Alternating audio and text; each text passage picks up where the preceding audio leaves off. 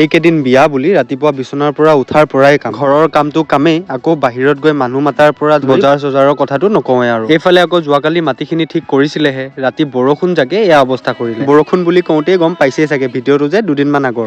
বাৰু এতিয়া মেইন কথালে আহোঁ। বিয়া বুলি দুদিনমান আগত ভিনদেউ পালে। এতিয়া ভিনদেউ দাদা আৰু মই যাম নগাঁৱলে। কাপোৰৰ বজাৰ অলপো আছে আৰু মই চুট এযোৰ চিলাব দিছিলো, তাৰো ট্ৰায়েল দিব লাগে। কিন্তু এইফালে আকৌ নগাঁৱলে যোৱাৰ আগত বাহঁতৰ ঘৰ সোমালোহি। ভিনদেউৱে হেনো ঘৰতে কিবা পাহৰি গৈছিল, তাকে ল'বলৈ আহিছে। আমাৰ আকৌ এইগৰাকী বাইদেউক চাওক, ভায়েকৰ বিয়া এতিয়াও ঘৰতে সোমাই আছে। বাৰু তাইকো বাই বাই কৈ পালোহি নগাঁও। কাপোৰৰ বজাৰখিনি গোটেইখিনি হ'ল বাৰু, সেইকাৰণে এতিয়া আহি চুটযোৰ ট্ৰায়েলকে দিছো। মই আকৌ তেনেকে চুটটো নিপিন্ধোৱে, ট্ৰেইনিঙৰ সময়তে এযোৰ চিলাব দিছিলো, আকৌ এতিয়া এবাৰ। পিছে কাপোৰযোৰ মোৰ লগত সাজিছে নে নাই আপোনালোকে কমেন্টত ক'লেহে গম পাম আৰু, সেইকাৰণে কমেন্টত লিখিব নাপাহৰিব। বাকী আকৌ এইফালে নগাঁৱত চব কাম শেষ কৰি সন্ধিয়া সময়ত পালোহি অনুপমহঁতৰ ঘৰ। ইয়ালে আকৌ বিয়া মাতিবই আহিছিল। পিছে আপোনালোকে আকৌ নৱেম্বৰ 28 তাৰিখলে দাদাৰ বিয়া খাবলৈ আহিব নাপাহৰিব। পিছত মোক নকলেহে ৰক্ষা বিয়া খাব নামাতিলো বুলি।